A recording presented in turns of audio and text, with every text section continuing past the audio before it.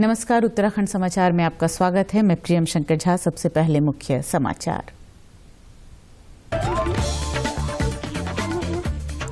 राष्ट्रव्यापी टीकाकरण अभियान के अंतर्गत देश में अब तक 158 करोड़ 4 लाख से अधिक कोविड रोधी टीके लगाए गए। देश में स्वस्थ होने की दर 94.09%।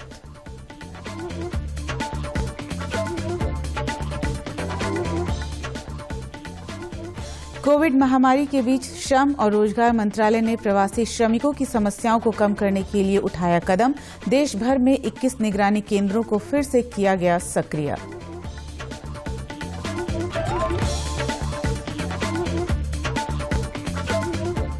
वर्चुअल माध्यम से प्रदेश भाजपा अध्यक्ष और मुख्यमंत्री ने कार्यकर्ताओं को किया संबोधित। तो चुनाव से पहले कांग्रेस पार्टी ने वरिष्ठ पर्यवेक्षक मोहन प्रकाश को भेजा उत्तराखंड।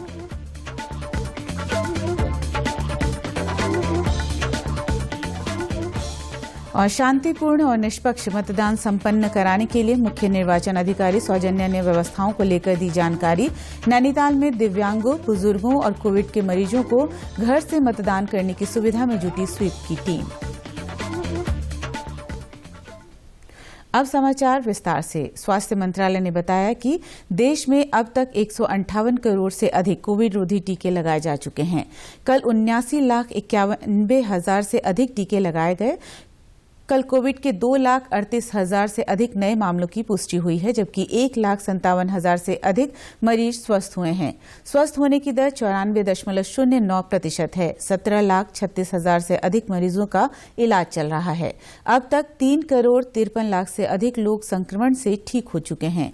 देश में अब तक कोविड के नए वेरिएंट ओमिक्रॉन के 8,891 मामले सामने आए हैं। केंद्र सरकार ने कहा है कि राज्यों और केंद्र शासित प्रदेशों को अब तक 158 करोड़ 16 लाख से अधिक कोविड रोधी टीके उपलब्ध कराए गए हैं। स्वास्थ्य मंत्रालय ने बताया कि अब तक अभी भी राज्यों और केंद्र शासित प्रदेशों के पास 13 करोड़ 25 लाख से अधिक टीके बचे हुए हैं। टीकाकरण अभियान के तहत सरकार देश में वैक्सीन निर्माताओं से 75% टीके खरीदकर राज्यों और केंद्र शासित प्रदेशों को मुफ्त में उपलब्ध करा रही है। वहीं केंद्र सरकार ने एक वीडियो में बच्चों में कोविड टीकों के प्रभाव के बारे में उठाए गए सवालों का खंडन किया है। प्रेस सूचना ब्यूरो पीआईबी ने बताया कि कोविड टीके सुरक्षित हैं और बच्चों को टीके विशेषज्ञों की सिफारिश पर लगाए जा रहे हैं। स्वास्थ्य मंत्री मनसुख मांडविया ने कहा कि इस वर्ष 3 जनवरी से अब तक 15 से 18 वर्ष आयु वर्ग के 3.5 करोड़ से अधिक किशोरों को कोविड टीके की पहली डोज लगाई जा चुकी है। श्री मांडविया ने एक ट्वीट में टीके लगवा चुके किशोरों को बधाई दी। देश में 10 जनवरी से अब तक 50 लाख से अधिक स्वास्थ्य कर्मियों, अग्रिम पंक्ति के कार्यकर्ताओं और 60 साल या उससे अधिक उम्र के नागरिकों को एहतियाती टीका लगाया जा चुका है। केंद्रीय स्वास्थ्य मंत्री मनसुख मांडविया ने एक ट्वीट में इस वर्ग में सभी पात्र लोगों को जल्द से जल्द एहतियाती टीका लगवाने की अपील की है। वहीं उत्तराखंड में आज कोविड के 4,482 मामले सामने आए हैं, जबकि आज 1,865 लोग स्वस्थ हुए हैं। वहीं राज्य में 6 लोगों की मौत भी हुई है। प्रदेश में रिकवरी रेट की दर 90.49% है। श्रम और रोजगार मंत्रालय ने देश भर में विभिन्न राज्य सरकारों के साथ समन्वय के माध्यम से प्रवासी श्रमिकों की समस्याओं को कम करने के लिए 7 जनवरी 2022 से 21 निगरानी केंद्रों को फिर से सक्रिय कर दिया है। दरअसल कोविड-19 के बढ़ते मामले और राज्य सरकारों द्वारा कुछ प्रतिबंध लगाने के मद्देनजर ये फैसला लिया गया। पीड़ित कर्मचारी अब इन निगरानी केंद्रों को ईमेल, मोबाइल और व्हाट्सएप के माध्यम से एक्सेस कर सकते हैं। इन निगरानी केंद्रों का प्रबंधन संबंधित क्षेत्रों के श्रम प्रवर्तन अधिकारियों, सहायक श्रम आयुक्तों, क्षेत्रीय श्रम आयुक्तों और उप मुख्य श्रम आयुक्तों द्वारा किया जा रहा है। सभी 21 निगरानी केंद्रों के कामकाज की निगरानी और पर्यवेक्षण मुख्य श्रम आयुक्त द्वारा मुख्यालय में दैनिक आधार पर की जा रही है। इसके साथ ही श्रम एवं रोजगार मंत्री भूपेंद्र यादव ने सभी संबंधित अधिकारियों को पीड़ित श्रमिकों को अधिकतम संभव सीमा तक सहायता करने और राज्य सरकारों के माध्यम से जरूरतमंदों को समय पर राहत पहुंचाने के लिए मानवीय दृष्टिकोण अपनाने की सलाह दी है। गृह मंत्रालय ने सभी राज्यों और केंद्र शासित प्रदेशों से भारतीय ध्वज अधिनियम 2002 और राष्ट्रीय गौरव अपमान निवारण अधिनियम 1971 के प्रावधानों को कड़ाई से लागू करने के निर्देश दिए हैं। राज्यों के मुख्य सचिवों और केंद्र शासित प्रदेशों के प्रशासकों को लिखे पत्र में मंत्रालय ने कहा है कि तिरंगा लोगों की आशाओं और आकांक्षाओं का प्रतिनिधित्व करता है। मंत्रालय ने यह भी कहा है कि लोगों और संगठनों द्वारा राष्ट्रीय ध्वज फहराते समय नियमों और व्यवहार की अनदेखी की जा रही है। गृह मंत्रालय ने राज्यों और केंद्र शासित प्रदेशों को महत्वपूर्ण राष्ट्रीय, सांस्कृतिक और खेल गतिविधियों के दौरान केवल कागज का झंडा इस्तेमाल करने को सुनिश्चित करने के निर्देश दिए हैं। यह भी सुनिश्चित करने को कहा गया है कि कार्यक्रमों के समापन के बाद झंडे को न तो फाड़ना चाहिए और न ही जमीन पर फेंकना चाहिए, बल्कि इसे झंडे की पूर्ण गरिमा के अनुरूप नष्ट करना चाहिए। निर्वाचन आयोग के निर्देशानुसार आज पुलिस महानिदेशक उत्तराखंड अशोक कुमार की अध्यक्षता में पुलिस मुख्यालय में आगामी विधानसभा चुनाव के दृष्टिगत उत्तर प्रदेश और हिमाचल प्रदेश के पुलिस अधिकारियों और प्रदेश के सीमावर्ती जनपद प्रभारियों और परिक्षेत्र प्रभारियों के साथ वीडियो कॉन्फ्रेंसिंग के माध्यम से समन्वय बैठक आयोजित की गई। इस दौरान पुलिस अधिकारियों को संबोधित करते हुए श्री कुमार ने कहा कि चुनाव निष्पक्ष और शांतिपूर्ण रूप से कराए जाने और निर्वाचन आयोग के निर्देशों का अनुपालन कराने के लिए आपसी समन्वय के लिए ये बैठक आयोजित की गई है। उन्होंने कहा कि चुनाव के दौरान एक दूसरे का सहयोग कर निष्पक्ष और शांतिपूर्ण चुनाव कराना प्राथमिकता है। उन्होंने कहा कि तीनों राज्यों की पुलिस आपस में समन्वय से कार्य करेगी ताकि अपराधी सीमाओं का फायदा नहीं उठा सके और चुनाव प्रभावित न कर पाएं। प्रदेश में शांतिपूर्ण और निष्पक्ष मतदान संपन्न कराने के लिए मुख्य निर्वाचन अधिकारी सौजन्या और उनकी टीम किस प्रकार तमाम व्यवस्थाएं और तैयारियां कर रही हैं, इस पर उनसे खास बातचीत की हमारे संवाददाता ने। देखिए इस बातचीत के कुछ महत्वपूर्ण अंश।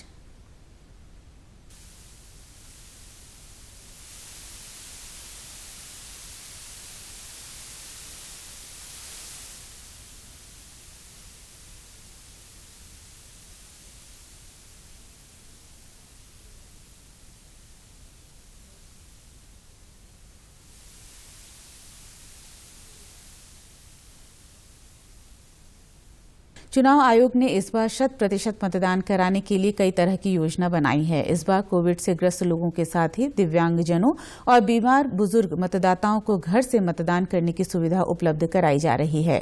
नैनीताल में चुनाव आयोग द्वारा ऐसे लोगों को घर पर ही फॉर्म 12G उपलब्ध कराया जा रहा है ताकि वो आवेदन कर सके और निश्चित दिन बैलेट पेपर के जरिए अपने मताधिकार का प्रयोग कर सकें। जिले में निर्वाचन आयोग की स्वीप टीम द्वारा घर घर जाकर फॉर्म 12G वितरित कर रही है ताकि लोगों को किसी भी प्रकार की असुविधा का सामना न करना पड़े। देखिए, जो पोस्टल बैलेट की सुविधा है उसमें 3 कैटेगरी को दिया जा रहा है। जो कोविड संक्रमित होगा, जो हॉस्पिटलाइज्ड होगा, जिसका डॉक्टर से हमें एक प्रमाण पत्र मिल जाएगा हाँ कि इसको एडमिशन की आवश्यकता है या आइसोलेशन की आवश्यकता है। नंबर 2, जो वृद्ध जन है हमारे, जिनकी उम्र 80 से ऊपर है। और तीसरा, जो हमारे दिव्यांगन जन हैं, उनके लिए सुविधा है 12D फॉर्म वो अपने BLO के माध्यम से भरेंगे। ये एक वैकल्पिक व्यवस्था है। यदि कोई आना चाहता है वोट देने, कोई भी वृद्ध व्यक्ति या कोई दिव्यांगन जन वोट देने आना चाहता है तो वो मतदान स्थल पर आकर भी वोट दे सकता है। यदि वो अपना विकल्प भरता है कि नहीं मैं पोस्टल बैलेट के माध्यम से वोटिंग करूंगा तो वो उसमें चिन्हित कर देंगे। और ये प्रक्रिया अभी चल रही है हमारी। अभी ये कितनी संख्या में हमें उपलब्ध होंगे उस हिसाब से हम पोस्टल बैलेट्स की टीम बनाते हुए उनका मतदान करेंगे। वहीं स्थानीय लोग निर्वाचन आयोग की इस पहल की सराहना कर रहे हैं। हल्द्वानी के कठरिया गांव के रहने वाले दिव्यांग जीवन जोशी का कहना है कि इस पहल से वोट प्रतिशत में वृद्धि जरूर देखने को मिलेगी। सर, सबसे पहले तो मैं चुनाव आयोग का धन्यवाद करता हूं कि उसने एक ऐसी पहल करी कि जिससे जो दिव्यांग व्यक्ति या जो 80 वर्ष से ऊपर के वृद्ध व्यक्ति थे, जो मतदान केंद्र तक जाकर के मतदान नहीं कर सकते थे, अब वो मतदान कर सकते हैं। और उससे भी सबसे बड़ी बात यह है कि इससे मतदान का प्रतिशत बढ़ेगा और निश्चित रूप से अच्छी सरकार और अच्छे योग्य व्यक्ति को चुनने में मदद मिलेगी।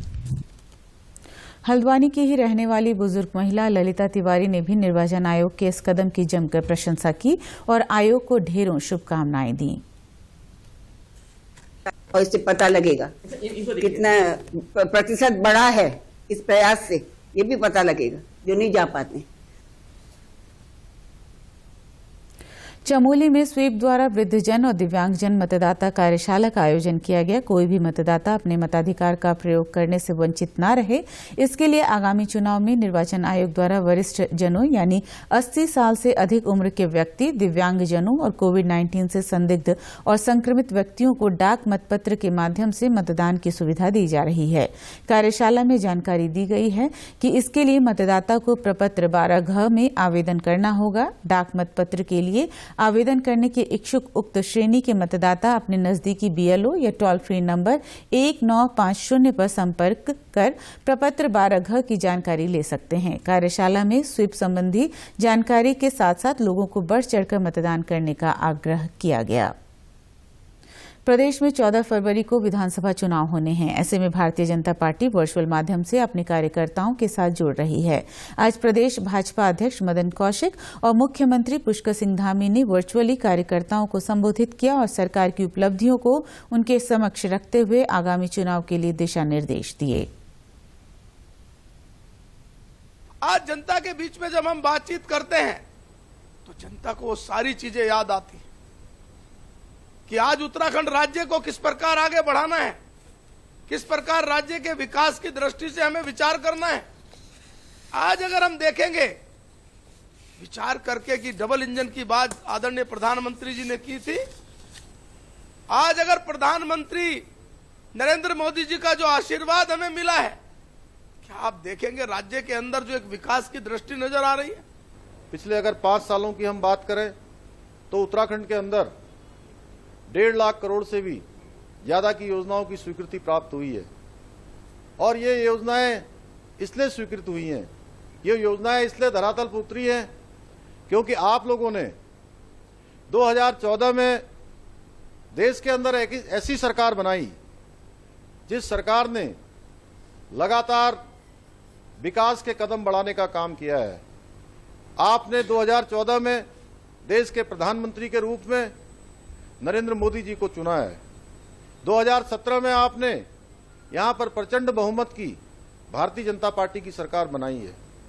2019 में आपने पुनः देश का प्रधानमंत्री नरेंद्र मोदी जी को बनाने के लिए फिर से यहां से आपने अपना आशीर्वाद दिया है। भाइयों बहनों, उसका नतीजा है कि पिछले 7 वर्षों में उत्तराखंड के अंदर लगातार इतने सारे काम हुए हैं, चाहे आज हम किसी भी क्षेत्र की बात करें। उत्तराखंड विधानसभा चुनाव से पहले कांग्रेस पार्टी ने मोहन प्रकाश को वरिष्ठ पर्यवेक्षक के रूप में प्रदेश भेजा है। वहीं आज कांग्रेस मुख्यालय देहरादून पहुंचने पर उत्तराखंड कांग्रेस चुनाव पर्यवेक्षक मोहन प्रकाश का स्वागत किया गया। इस दौरान श्री प्रकाश ने कहा है कि वे आने वाले दिनों में पार्टी की रणनीति, प्रचार प्रसार और मैनेजमेंट पर काम करेंगे।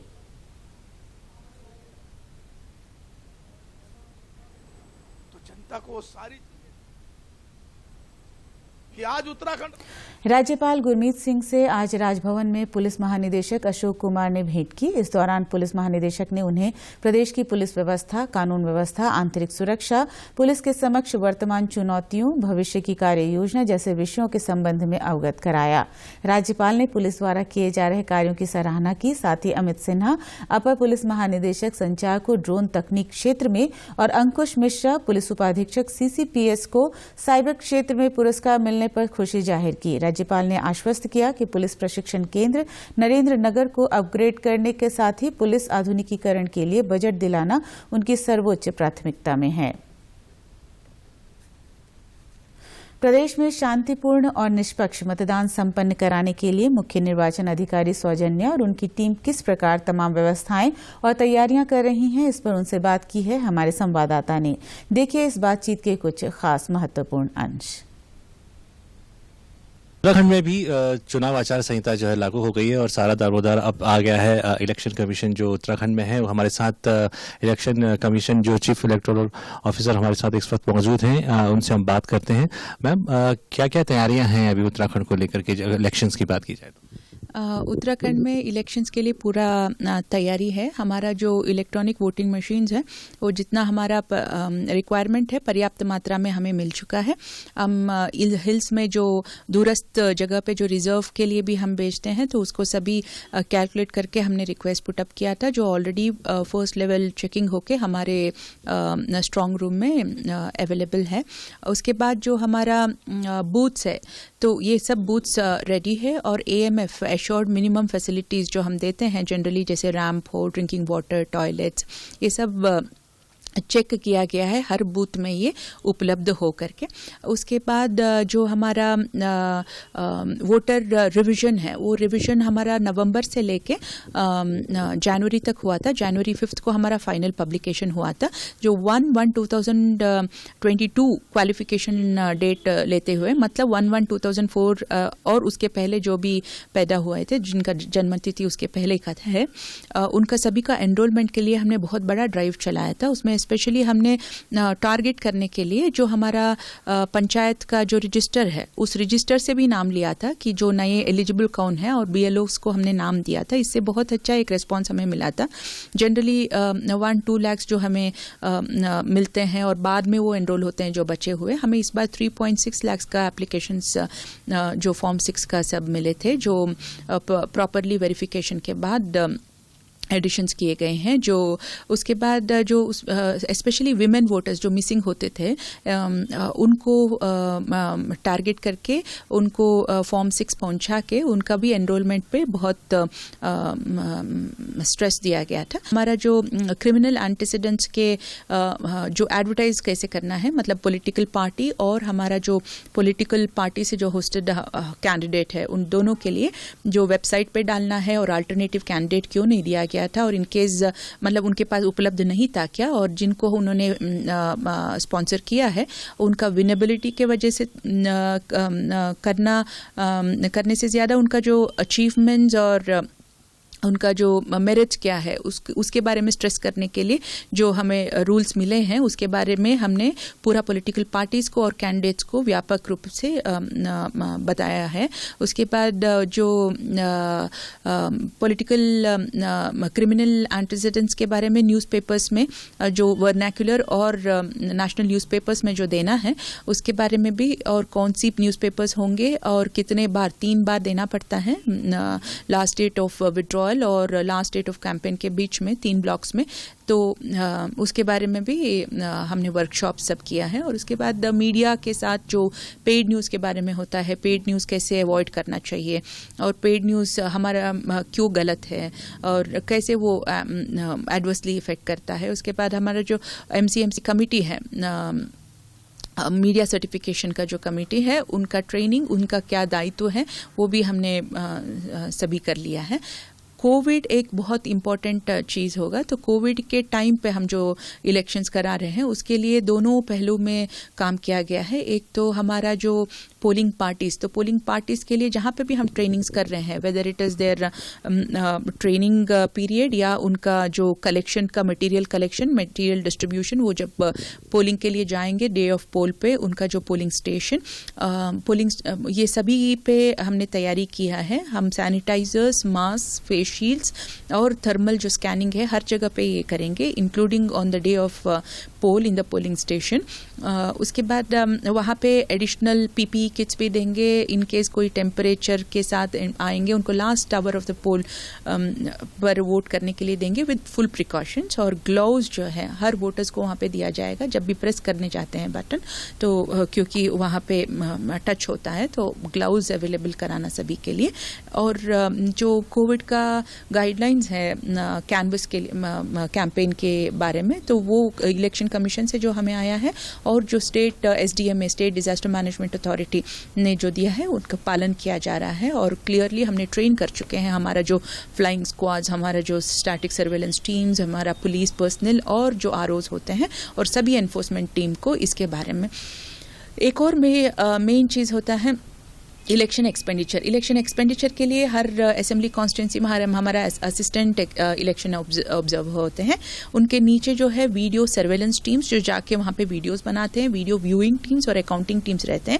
इनका पूर्ण रूप से ट्रेनिंग हो चुका है और जितना वीडियोग्राफर्स उनको चाहिए वो भी डीएम्स ने लेके उनको दिया है। तो ये टीम्स भी पूरा तरीके से ट्रेंड है और रेडी है।